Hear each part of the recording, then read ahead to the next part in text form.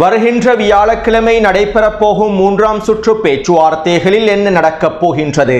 ஏன் அமெரிக்கா குறித்த பேச்சுவார்த்தைகளில் கலந்து கொள்ளக்கூடிய பிரதிநிதிகள் தொடர்பான அறிக்கைகளை வெளியிடவில்லை? இந்த பேச்சுவார்த்தைகளை அமெரிக்கா நிறுத்தப் போகின்றதா? இந்த தடவை வார நாட்களிலேயே அமெரிக்கா ஈரானுக்கு எதிரான தாக்குதல்களை ஆரம்பிக்கப் போகின்றதா?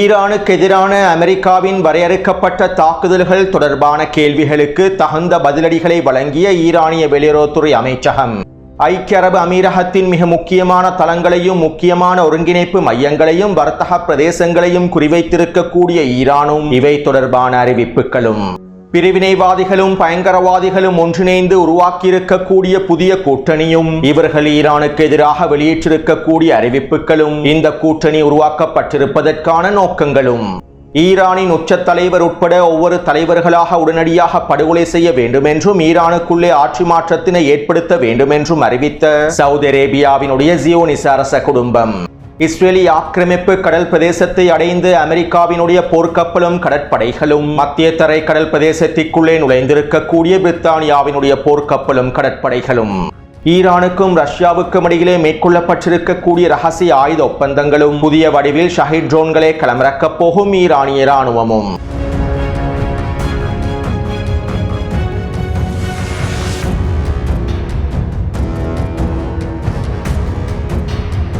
நெட்டன்யாஹூ அமைக்கப் போகும் புதிய கூட்டணி தொடர்பாகவும் இவை தொடர்பாக ஹமாஸ் தரப்பினர் வெளியிட்டிருக்கக்கூடிய எச்சரிக்கைகள் தொடர்பாகவும் டொனால்ட் ட்ரம்பையும் டொனால்ட் ட்ரம்பின் நிர்வாகத்தையும் சீரழிக்கும் ஈரானினுடைய தந்திரமான காய் நகர்த்தல்கள் தொடர்பாகவும் ஜெனீவாவிலே நடைபெறப் போகும் அடுத்த சுற்று பேச்சுவார்த்தைகள் தொடர்பாகவும் பல முக்கியமான தகவல்களை இன்று மதியம் வெளியிட்ட காணொளியில் குறிப்பிட்டுள்ளேன். இந்த காணொளியை பார்வையிடுவதற்கு முன்பு மதியம் வெளியிட்டிருக்கக்கூடிய காணொளியை முழுமையாக பார்வையிடுங்கள்.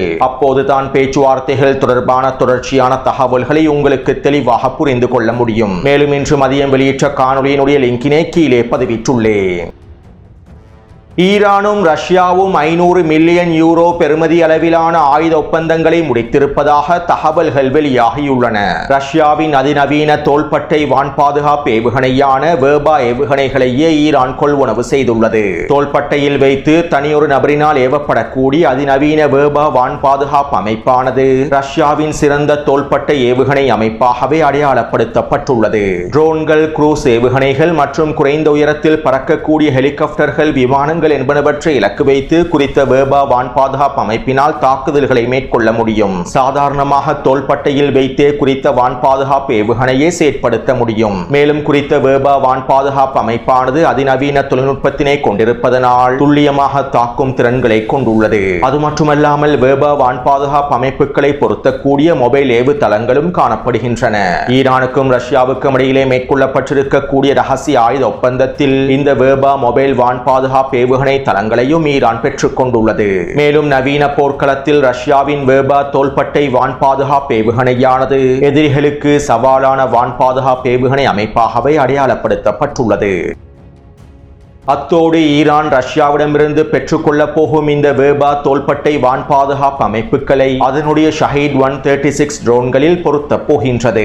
ரஷ்யாவின் அதிநவீன தொழில்நுட்பத்தை கொண்டிருக்கக்கூடிய வேர்பா வான் பாதுகாப்பு அமைப்புகளை ஈரான் ஷஹீட் 136 ட்ரோன்களில் பொருத்துவதன் மூலமாக குறித்த ட்ரோனை ஒரே தடவையில் பல திறன்களுக்காக பயன்படுத்தக்கூடிய வகையில் வடிவமைக்க முடியும். அதாவது இந்த வேர்பா வான் பாதுகாப்பு அமைப்புகளை ஷஹீட் 136 ட்ரோனிலே பொருத்தி குறித்த ட்ரோனின் மூலமாக வான் பாதுகாப்பு ஏவுகணைகளையும் செயற்படுத்த முடியும். இதன் மூலமாக ஷஹீட் 136 ட்ரோனை வான் பாதுகாப்பு ஏவுகணை அமைப்பாகவும் கண்காணிப்பு மற்றும் உளவு நடவடிக்கைகளை மேற்கொள்ளக்கூடிய கருவியாகவும் தற்கொலை ட்ரோன் தாக்குதலுக்காகவும் பயன்படுத்த முடியும். ஒரே நேரத்தில் குறித்த ட்ரோனை 3 வழிமுறைகளில் பயன்படுத்துவதற்காகவே ஈரானிய தரப்பினர் இவ்வாறான திட்டங்களை வகுத்துள்ளார்கள். அத்தோடு மிக முக்கியமாக ஷஹீட் 136 ட்ரோன்களில் இந்த வேர்பா வான் பாதுகாப்பு அமைப்புகளை பொருத்துவதன் மூலமாக வான்பரப்பிலேயே அமெரிக்காவினுடைய MQ-4C MQ-9C ட்ரோன்களை இலக்கு வைத்து தாக்குதல்களை மேற்கொள்ள முடியும். அமெரிக்காவினுடைய ட்ரோன்கள் மேற்கொள்ளக்கூடிய தாக்குதல்களை தடுத்து நிறுத்துவதற்கும் ஷஹீட் 136 ட்ரோன்களையும் வேர்பா வான் பாதுகாப்பு அமைப்புகளையும் ஒரே நேரத்தில் பயன்படுத்த முடியும். இன்னும் தெளிவாக குறிப்பிடுவதாக இருந்தால் வேர்பா வான் பாதுகாப்பு அமைப்புகள் பொருத்தப்பட்ட ஷஹீட் ட்ரோன்களை பயன்படுத்தி வான்பரப்பிலேயே அமெரிக்காவின் ட்ரோன்களுக்கு எதிராகவும் ஹெலிகாப்டர்களுக்கு எதிராகவும் குறைந்த உயரத்தில் பறக்கும் போர் விமானங்களுக்கு எதிராகவும் தாக்குதல்களை வீரியமாக மேற்கொள்ள முடியும். ஒரே நேரத்தில் நேரத்தில் நூற்றுக்கணக்கான ஷஹீட் ட்ரோன்களை ஏவக்கூடிய திறன்கள் ஈரானிடம் காணப்படுகின்றன.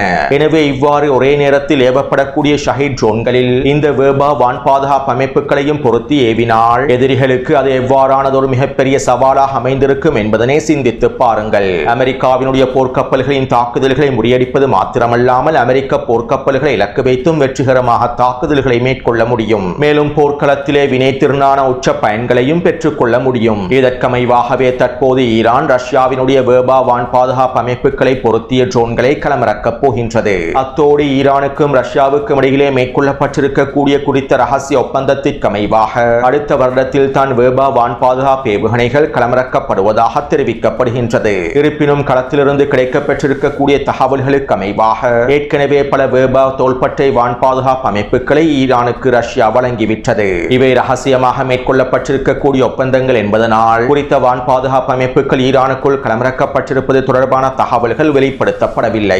அத்தோடு கடந்த 3 நாட்களாக ரஷ்யாவின் இராணுவ சரக்கு விமானங்கள் தொடர்ச்சியாக ஈரானுக்குள்ளே களமிறங்கி வருகின்றன. ஈரானுக்கு தேவையான ஆயுதங்களையும் வான் பாதுகாப்பு அமைப்புகளையுமே ரஷ்யா களமிறக்கி வருவதாக தெரிவிக்கப்படுகின்றது. அத்தோடு 12 நாள் போரின் போது ஈரானுக்குள்ளே இருக்கக்கூடிய ரஷ்யாவின் S-300 வான் பாதுகாப்பு அமைப்புகளை நாங்கள் முழுமையாக அழித்து விற்றோம் என இஸ்ரேலிய ஆக்கிரமிப்பு தெரிவித்திருந்தது. ஆனால் S-300 வான் பாதுகாப்பு அமைப்புகள் அளிக்கப்படவில்லை. மேலும் ஈரானின் வடமேற்கு மற்றும் வடக்கு பிரதேசங்களிலே S-300 வான் பாதுகாப்பு அமைப்புகள் நிலைநிறுத்தப்பட்டிருப்பதும் உறுதி செய்யப்பட்டுள்ளன. அடுத்து அமெரிக்காவினுடைய மிகப்பெரிய கடற்படையை கொண்டிருக்கக்கூடிய ஃபோர்ட் போர்க்கப்பலானது இன்றைய தினம் இஸ்ரேலிய ஆக்கிரமிப்பின் கடல் பிரதேசத்தில் களமிறங்கியுள்ளது. அதே போன்று ஈரானுக்கு எதிரான தாக்குதல்களை மேற்கொள்வதற்காகவும் ஈரானின் ஏவுகணை தாக்குதல்களில் இருந்து இஸ்ரேலை பாதுகாப்பதற்காகவும் அமெரிக்க கடற்படைகளோடு பிரித்தானியாவினுடைய கடற்படைகளும் மத்திய தரை கடல் பிரதேசத்திற்குள்ளே நுழைந்துள்ளன. இதற்கமைவாக பிரித்தானியாவின் HMS சர்ச்சில் என்கின்ற போர்க்கப்பலும் தற்போது மத்திய தரை கடல் பிரதேசத்தில் களமிறங்கியுள்ளது. இன்னும் ஒரு வாரத்தில் மத்திய தரை கடல் பிரதேசத்திலும் செங்கடல் பிரதேசத்திலும் ஐரோப்பிய நாடுகளின் போர்க்கப்பல்கள் முழுமையாக களமிறக்கப்படும் என்றும் எதிர்பார்க்கப்படுகின்றது. குறிப்பாக பிரித்தானியாவும் பிரான்சும் ஜெர்மனியுமே இஸ்ரேலிய ஆக்கிரமிப்பை பாதுகாப்பதற்காகவும் ஈரானுக்கு எதிரான தாக்குதல்களை ஒருங்கிணைப்பதற்காகவும் அவர்களுடைய போர்க்கப்பல்களை மத்திய தரை கடல் பிரதேசத்தில் களமிறக்கப் போகின்றார்கள். அடுத்து சவுதி அரேபியாவினுடைய அரச குடும்பத்தை சேர்ந்த ஒருவர் இஸ்ரேலிய ஆக்கிரமிப்பின் சேனல் 12 ஊடகத்திடம் இவ்வாறு தெரிவித்துள்ளார். தற்போதைய சூழ்நிலையில் இந்த பிராந்திய பதற்றங்களை முடிவுக்கு கொண்டு வருவதற்கும் பிராந்தியத்தில் அமைதியை ஏற்படுத்துவதற்கும் இருக்கக்கூடிய ஒரே ஒரு தீர்வு ஈரானில் ஆட்சி மாற்றத்தை ஏற்படுத்துவதாகும். ஈரானினுடைய உச்ச தலைவர் அலி கமேனியிடமிருந்து ஆரம்பித்து படிப்படியாக ஒவ்வொரு தலைவர்களையும் நீக்கிவிட வேண்டும். ஈரானிய அரசாங்கத்திற்குள்ளே இருக்கக்கூடிய ஒட்டுமொத்த மூத்த தலைவர்களையும் ஒவ்வொருவராக நீக்கிவிட வேண்டும். இவ்வாறு நீக்குவதன் மூலமாகவே ஈரானிய அரசாங்கத்தை முழுமையாக வீழ்த்த முடியும். மேலும் வரையறுக்கப்பட்ட சிறிய தாக்குதல்களை மாத்திரம் மேற்கொண்டு ஈரானுக்குள் எதுவும் செய்ய முடியாது. நீடித்த தாக்குதல்களின் மூலமாக ஈரானினுடைய உச்ச தலைவர் உட்பட ஏனைய மூத்த தலைவர்கள் அனைவரும் முழுமையாக அகற்றப்பட வேண்டும். இவ்வாறு இந்த தலைவர்கள் அகற்றப்பட்டதற்கு பின்பு ஈரானுக்குள்ளே ஒரு வலுவான பாதுகாப்பு மிக்க அரசாங்கத்தை உருவாக்குவதற்கான எல்லாவிதமான உதவிகளையும் மேற்கொள்ள வேண்டும். ஈரானின் ஆட்சி அதிகாரங்களை பெற்றுக் கொள்வதற்கு ரிசா பஹ்லவி பொருத்தமானவர் அல்ல என்கின்ற பிரச்சாரங்களை நாங்கள் முடிவுக்கு கொண்டு வர வேண்டும். ஈரானினுடைய எதிர்காலத்திற்கு ரிசா பஹ்லவி பொருத்தமானவர் என்கின்ற பிரச்சாரங்களையே மேற்கொள்ள வேண்டும். இவ்வாறு ஈரானுக்குள்ளே ஆட்சி மாற்றத்தினை ஏற்படுத்துவதன் மூலமாகவே இந்த பிராந்தியத்தினுடைய பிரச்சனைகளை முழுமையாக முடிவுக்கு கொண்டு வர முடியும் என சவுதி அரேபியாவின் ஜியோனிஸ் அரச குடும்பத்தின் தலைவர்கள் தெரிவித்துள்ளார்கள். அதாவது சவுதி அரேபியா ஈரானோடு ராஜதந்திர உறவுகளை வலுப்படுத்துவதற்கு விரும்பினாலும் ஈரானோடு ஒன்றிணைந்து பயணிப்பதற்கு விரும்பினாலும் சவுதி அரேபிய அரச குடும்பமானது ஈரான் இஸ்லாமிய குடியரசை வீழ்த்துவதற்கு ஆரம்பத்திலிருந்து திட்டமிட்டு வேலை திட்டங்களை முன்னெடுத்து வருகின்றது. இதற்கமைவாகவே யெமனின் களத்திலும் சவுதி அரேபியாவினுடைய அரச குடும்பம் உள்நாட்டு போரை ஆரம்பித்தது. மேலும் தற்போது சவுதி அரேபியாவினுடைய ஜியோனிஸ் அரச குடும்பம் ஈரான் இஸ்லாமிய குடியரசை வீழ்த்துவதற்கு முழுமையான ஆதரவையும் ஜியோனிஸ் ஆக்கிரமிப்பாளர்களுக்கு வழங்கி வருகின்றது. வெளிப்படையாக ராஜதந்திர ரீதியில் இவை காண்பிக்கப்படாவிட்டாலும் திரைமறைவில் சவுதி அரேபிய ஜியோனிஸ் அரச குடும்பம் மேற்கொள்ளக்கூடிய திட்டங்கள் இவைதான்.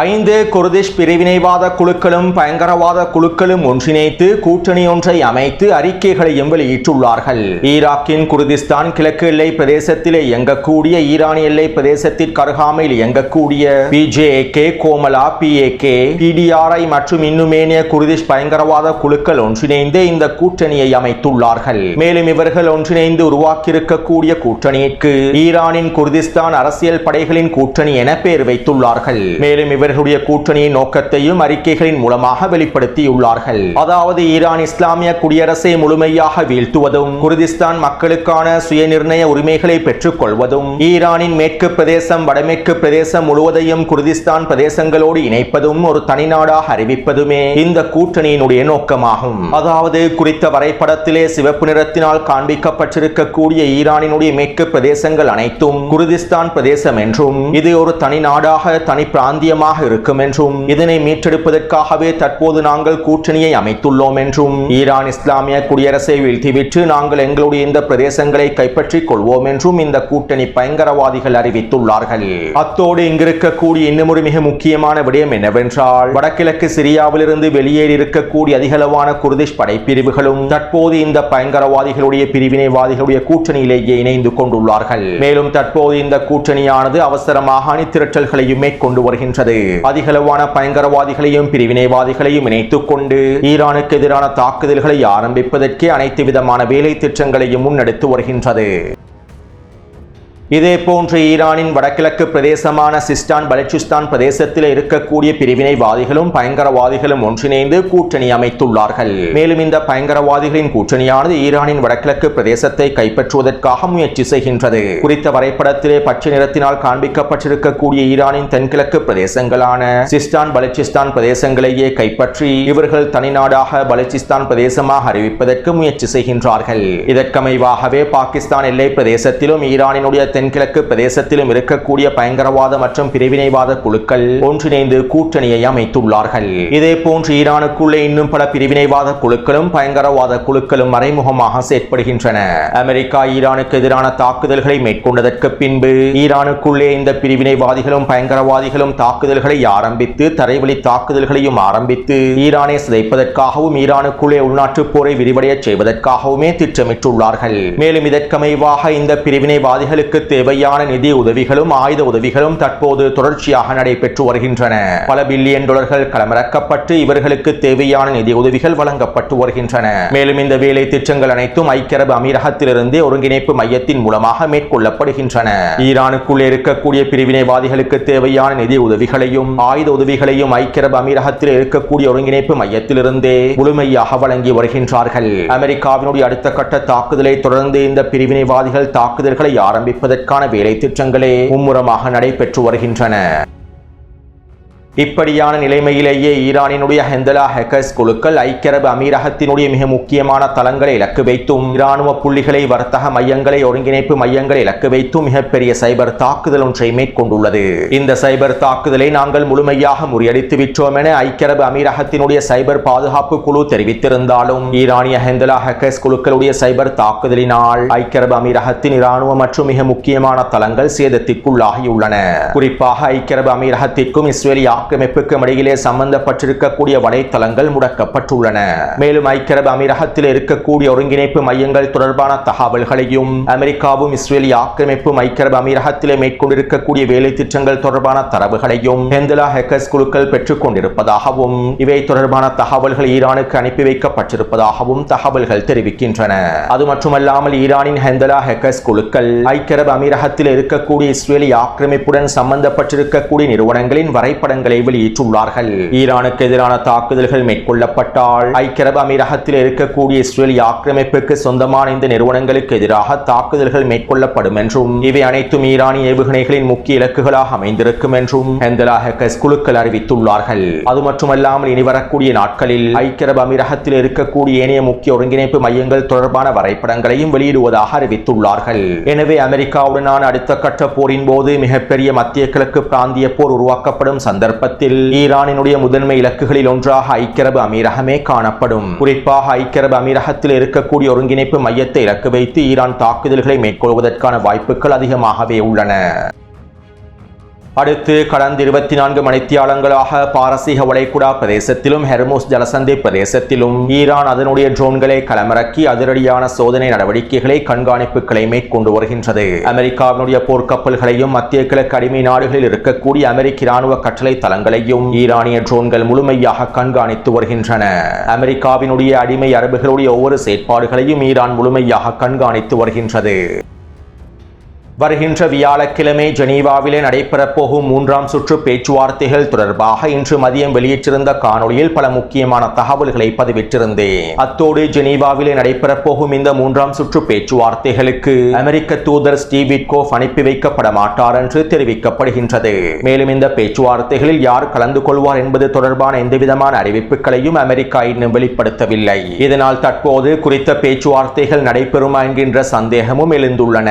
மேலும் இவை தொடர்பாக சில அமெரிக்க ஆய்வாளர்கள் இவ்வாறு தெரிவித்துள்ளார்கள். ஈரான் அமெரிக்காவுக்கு அனுப்பி வைத்திருக்கக்கூடிய புதிய வரைவு தீர்மானம் இன்றிரவு அமெரிக்க அதிகாரிகளினால் ஆலோசனைக்குட்படுத்தப்படும். ஈரானின் வரைவு தீர்மானம் தொடர்பாக கலந்துரையாடல்கள் மேற்கொள்ளப்பட்டதற்கு பின்பே 3ஆம் சுற்று பேச்சுவார்த்தைகள் தேவைப்படுமா இல்லையா என்பதனை டொனால்ட் ட்ரம்ப் தீர்மானிப்பார் என்றும் பெரும்பாலும் இந்த 3ஆம் சுற்று பேச்சுவார்த்தைகள் நடைபெறுவதற்கான வாய்ப்புகள் இல்லை என்றும் சில அமெரிக்க ஆய்வாளர்கள் கருத்துக்களை வெளியிட்டுள்ளார்கள். அதாவது 3ஆம் சுற்று பேச்சுவார்த்தைகளை மேற்கொள்ளாமலேயே ஈரானின் வரைவு தீர்மானத்தை முழுமையாக கலந்தாலோசித்துவிட்டு டொனால்ட் ட்ரம்ப் ஈரானுக்கு எதிரான தாக்குதல்களை ஆரம்பிப்பார் என்று குறிப்பிடுகின்றார்கள். மேலும் இன்னும் சில ஆய்வாளர்கள் வியாழக்கிழமை நடைபெறக்கூடிய பேச்சுவார்த்தைகளை தொடர்ந்து ஈரானுக்கு எதிரான தாக்குதல்களை அவசரமாக அமெரிக்கா ஆரம்பிக்கும் என்றும் குறிப்பிட்டுள்ளார்கள். இந்த தடவை அமெரிக்கா வார இறுதி நாள் வரையில் காத்திருக்காது. வார நாட்களிலேயே ஈரானுக்கு எதிரான தாக்குதல்களை ஆரம்பித்துவிடும். இதற்கான வாய்ப்புகளை அதிகமாக இருப்பதாக இந்த ஆய்வாளர்கள் தெரிவித்துள்ளார்கள்.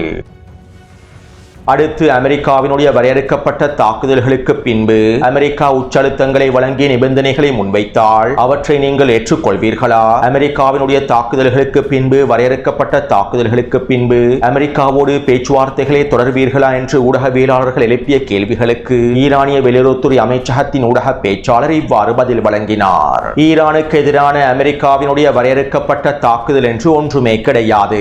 இந்த பிரச்சாரங்கள் அனைத்தும் போலியான மாயைகளாகும். எங்களை பொறுத்தவரையில் அமெரிக்காவினுடைய வரையறுக்கப்பட்ட தாக்குதல் என்று ஒன்றுமே இல்லை. அமெரிக்கா ஈரானுக்கு எதிராக ஒரு சிறிய தாக்குதலை மேற்கொண்டாலும் நாங்கள் விகிதாசாரமற்ற முறையில் உச்ச பதிலடிகளையே வழங்குவோம். அமெரிக்கா எங்களுக்கு எதிராக வரையறுக்கப்பட்ட தாக்குதல்களை மேற்கொள்கின்றதா, விரிவான தாக்குதல்களை மேற்கொள்கின்றதா என்பது தொடர்பாக எங்களுக்கு எந்த கவலையும் இல்லை. அமெரிக்கா தாக்குதலை ஆரம்பித்தால் நாங்கள் மத்திய கிழக்கு போரை ஆரம்பிப்பதற்கான உச்ச பதிலடிகளையே வழங்குவோம். எந்த ஒரு தாக்குதலுக்கும் விகிதாசாரமற்ற முறையில் உச்ச பதிலடி தாக்குதல்களை வழங்குவது எங்களுடைய நிலைப்பாடாகும் என ஈரானிய வெளியுறவுத்துறை அமைச்சகத்தினுடைய ஊடக பேச்சாளர் தெரிவித்துள்ளார். எனவே இந்த காணொளி தொடர்பான கருத்துக்களை பதிவிடுங்கள். தொடர்ந்தும் என்னுடன் இணைந்திருங்கள். நன்றி, வணக்கம்.